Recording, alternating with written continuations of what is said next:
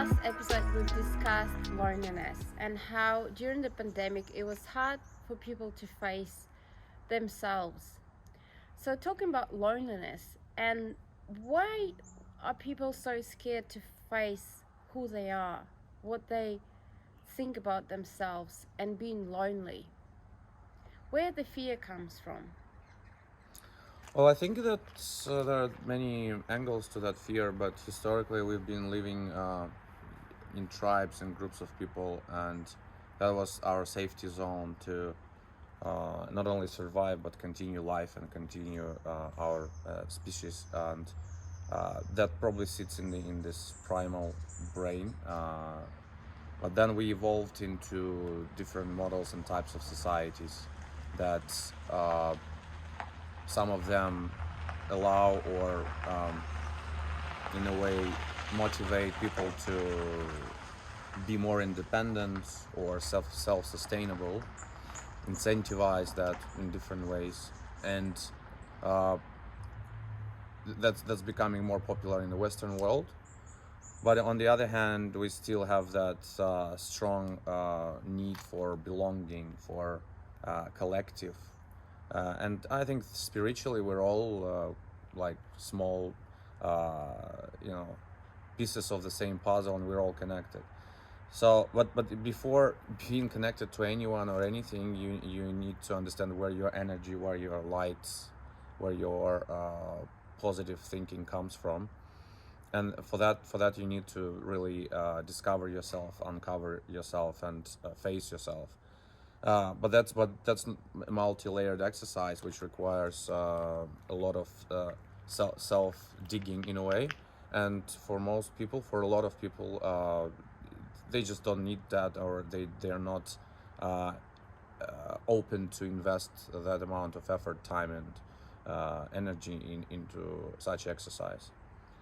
So, by saying that during the pandemic, people were staying alone in their environment by themselves, and you say that our human nature to be belonging to the community, where personality shines through from reflection of everyone in the community, and people can open up and see themselves from different perspective of who they are.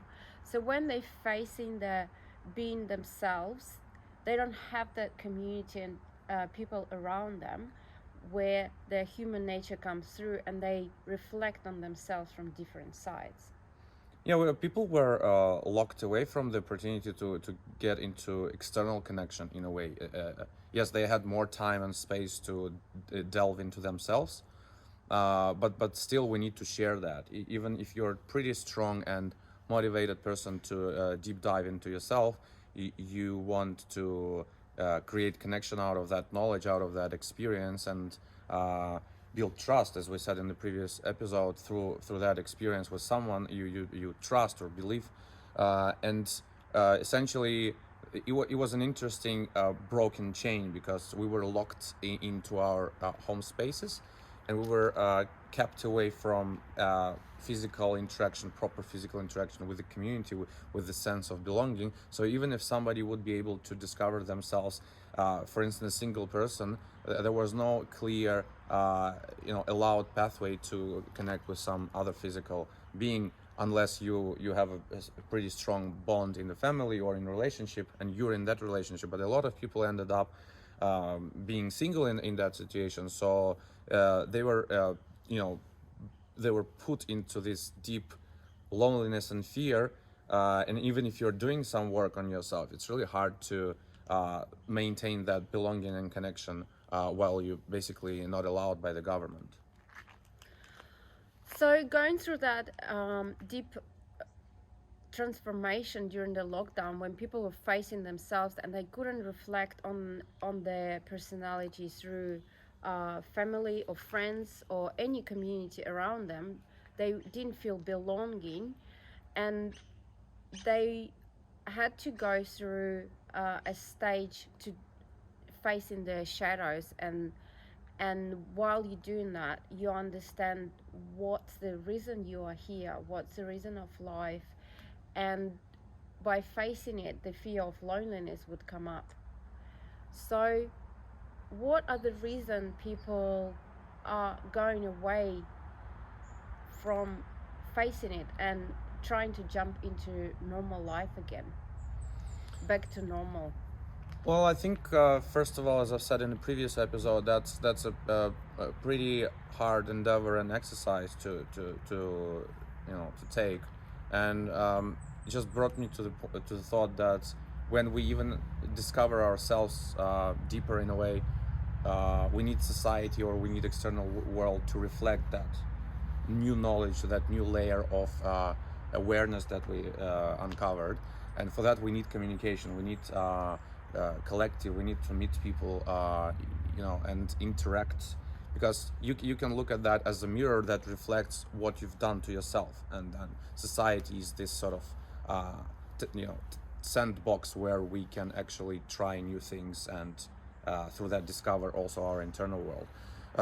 But when everybody is rushing somewhere and trying to kind of be busy and I'm busy, uh, there is not enough depth of that interaction. So you basically constantly staying on this higher level of interaction that doesn't go into any detail. So you kind of interact, but you don't really build trust or don't really connect to other people. You're just basically all running somewhere like ants, trying to get the food for their castle or their home.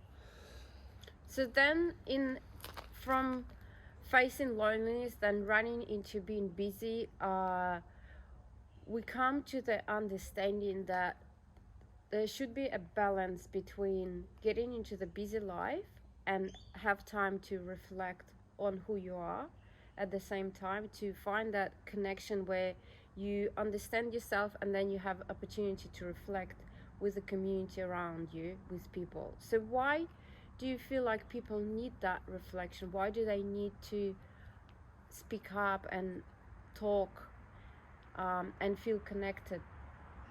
Well, we all come for a reason here, and in order to find out what's that reason, what is the why behind our lifetime on this planet and in this realm, we need to really be connected to ourselves and and build up connection with others to to act on certain things. And if we are not doing that part, we're just kind of running somewhere, doing something, and we become subjects of whatever agenda is out there, driven by the government or other people that are manipulating with this busyness and need to do something and need to get a job or to to bring revenue into the business or whatever is required there. So we just fulfill someone's goal or vision without knowing our own vision and goal, why we're here. We become subjects of that someone's why rather than our own why. So, and this is a beautiful example of how important to have a perspective on where you are. So going from loneliness during the pandemic and then running into the busyness of life after it finished, we come to a conclusion that people do need to have a purpose of life, to understand the direction they're taking, to find the balance between who they are and reflect on the community around them. What's the goal? What's the mission for them to live this life? And that's what we're going to discuss in our next episode. So where the life purpose comes from. Amazing.